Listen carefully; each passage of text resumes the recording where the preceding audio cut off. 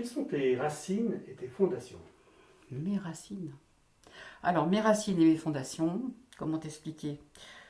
Euh, mon grand-père était un Anglais que ma grand-mère a connu pendant la guerre. Et puis, sinon, mon père, mes parents sont décédés tous les deux, mais c'était des gens forts, des gens courageux. Et puis voilà quoi, donc je suis née à Méry-sur-Oise, un petit village dans la région parisienne, mais j'ai beaucoup voyagé. J'ai beaucoup voyagé, c'est-à-dire que je ne tenais pas en place. Donc je me suis mariée à 17 ans et demi, et à partir de là, j'ai dû déménager à peu près 27 ou 28 fois. Parce que voilà, je restais pas 3 ans, j'avais du mal à rester 3 ans à quelque part quoi. Donc voilà, Et d'où vient cette envie de mobilité? je sais pas. Je sais pas parce qu'il y a que moi dans la famille qui est comme ça. Ma sœur un peu, mais beaucoup moins que moi quand même. Mais moi, je ne pouvais pas. C'est pour moi mon point d'attache le plus longtemps, c'est Metz. Ça va faire 21 ans qu'on est sur Metz. Et c'est vrai que je repartirai pas de Metz. Quand je suis arrivée ici, j'ai dit ça y est, c'est mon point d'attache. Je repartirai pas. Mais avant, je suis de la région parisienne. J'ai fait plusieurs endroits en région parisienne. Après, on est descendu en Sologne. J'ai habité quelques années à côté de Blois. Et puis après, je suis arrivée à Metz, et puis voilà quoi. Mais je sais que je repartirai pas d'ici par contre. Qu'est-ce que tu peux nous dire de plus sur tes parents? Mes parents, c'était des gens, des ouvriers déjà. Mon père était, il travaillait dans la métallurgie.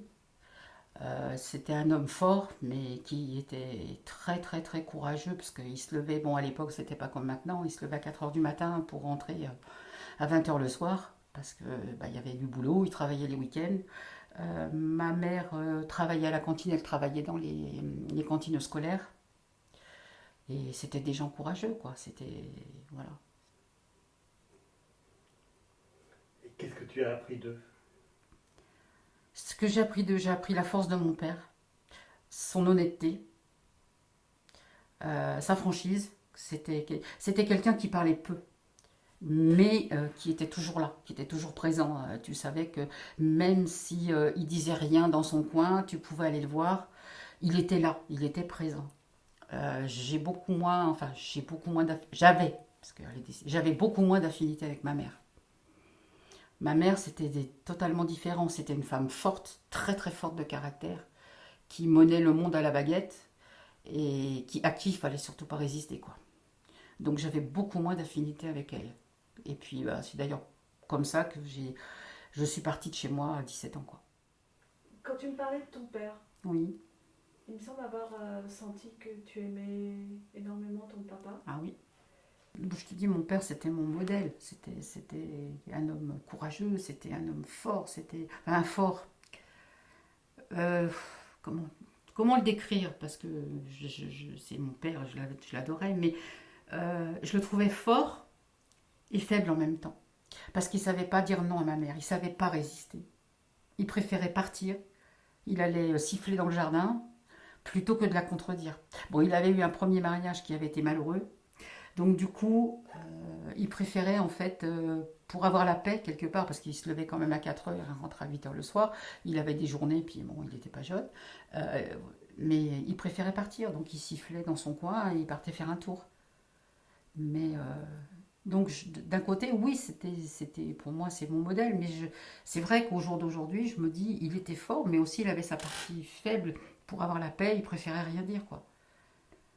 Il partait, il revenait une heure après. Et quel enfant tu étais, toi? J'étais pas sage, mais j'étais pas non plus turbulente ni j'étais dans la normale quoi en fait. J'étais pas turbulente, mais bon, j'aimais bien quand même m'amuser quoi. J'aimais bien aussi. Mais à l'époque, on traînait pas comme maintenant quoi. On n'avait pas cette liberté qu'ont les enfants de maintenant quand même, hein. Même si j'avais 15-16 ans et que j'avais bon à l'époque on fréquentait déjà à cet âge-là. Si ma mère disait 20 heures, j'avais intérêt à être là à 20 heures quoi. Sinon je dormais dehors. C'est arrivé? C'est arrivé une fois. Et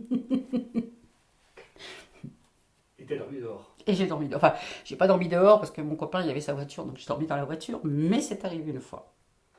Tu as une sœur, ça, tu m'as dit, ou tu as d'autres frères et sœurs? En fait, mon père avait 2 enfants d'un premier mariage, et avec ma mère, j'ai une sœur. Donc on a vécu comme tous les 4. Bon, les enfants de mon père étaient plus âgés, donc ils sont pas restés très très longtemps. Moi, je me souviens d'eux à la maison, mais très peu de temps. Et puis ma sœur a fait comme moi en fait. À 17 ans, elle a quitté la maison parce qu'on avait 8 ans d'écart. Et on n'a jamais été, enfin pas, c'était pas, on n'a jamais été très proches en fait, parce qu'il y avait trop de différences et on avait une maman qui aimait bien, comment on dit, diviser pour régner. Donc elle pouvait pas, si elle pouvait pas être bien avec moi et bien avec ma sœur.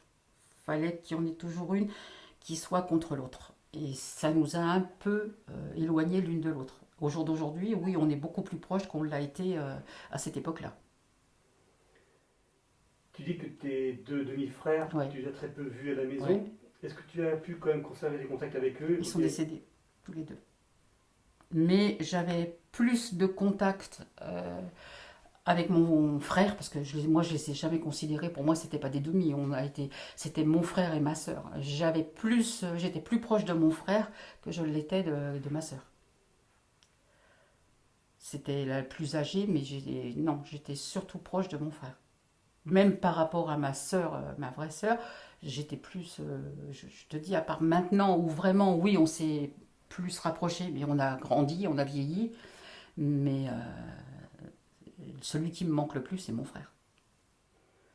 Est-ce que tu peux nous raconter un souvenir particulier de ton enfance qui t'aurait marqué? C'est le décès de ma tante, qui pour moi était une seconde mère, parce qu'en fait, c'était ma marraine, mais c'était elle ma mère, c'était pas ma... je suis désolée de dire ça, mais c'était elle ma mère. Et quand elle est décédée, oui, ça a été pour moi, je veux dire, l'effondrement total, quoi. Donc c'est pas un bon souvenir, mais je veux dire, c'est vraiment ce qui me reste le plus de mon adolescence. Enfin, oui, de mon adolescence, quoi. Quel était son prénom et qui était-elle par rapport à ton père et ta mère? Elle s'appelait Christiane et c'était la tante de ma mère. Donc c'était ma grand-tante, mais c'était la tante de ma mère. Et c'est elle qui m'a élevée pendant 8 ans, enfin jusqu'à temps que ma sœur vienne au monde, je vivais chez ma tante. C'est elle qui m'a élevée, c'est elle qui m'a, voilà, avec qui je partais en vacances. Si, les souvenirs j'en ai, tu vois, de partir en vacances, mais c'était avec eux. Et puis quand ma sœur est née, ma mère m'a dit, bah, à partir d'aujourd'hui, tu vas rentrer à la maison parce que tu as une sœur, donc il faut que tu reviennes à la maison. Voilà. Et tu sais pourquoi tu as été élevé par ta grande-tante? Je l'ai jamais su. Je l'ai jamais su. Ma mère me disait qu'elle travaillait beaucoup. Bon, c'est vrai qu'elle travaillait, elle faisait le ménage le matin, des ménages le matin, le midi, bon, elle faisait la cantine, le soir, elle faisait encore des ménages. Mais j'ai vraiment jamais su pourquoi je me suis retrouvée comme ça chez ma tante qui, elle, oui, m'a élevée, quoi. Ils habitaient loin les uns des autres? Non, ils habitaient peut-être à 2 kilomètres, 2-3 kilomètres, quoi. Mais voilà, j'étais chez ma tante et c'était, voilà. Tes parents venaient te voir? Oui, bien sûr. Mais c'était, voilà, c'était, en fait, j'habitais là, quoi. Durant ta scolarité, quel Oui. élève tu étais? Quel élève j'étais? Intrépide. Je travaillais bien à l'école, c'est sûr. Mais j'aimais pas le... J'aimais bien m'amuser, j'aimais bien faire des conneries, c'est le cas de le dire. J'aimais pas les punitions parce que je me sauvais. Et la directrice à l'époque, qui habitait pas loin, qui venait me rechercher chez ma mère en me disant elle était punie, il faut qu'elle revienne à l'école. Mais ouais, j'étais intrépide, quoi. J'aimais bien. Mais c'était pas comme maintenant. À l'époque, c'était l'école des filles, l'école des garçons. Il n'y avait pas. Voilà, c'était pas du tout pareil, quoi. On peut pas comparer nos époques. Et jusqu'où tu es allé en études? À l'époque, on n'avait pas le choix. C'était le certificat d'études que j'ai eu avec mention. Après, pendant 2 ans, j'ai suivi une école de secrétariat. Et puis voilà, et puis j'ai eu... Parce que j'étais trop jeune pour passer un BEP, parce que le certificat d'études c'était 14 ans, le BEP c'était 17 ans ou 18 ans, je les avais pas. Donc comme j'étais du niveau, parce que j'ai pris des cours accélérés en secrétariat, donc 17, à 15 ans et demi, enfin, j'avais 16 ans, j'allais travailler.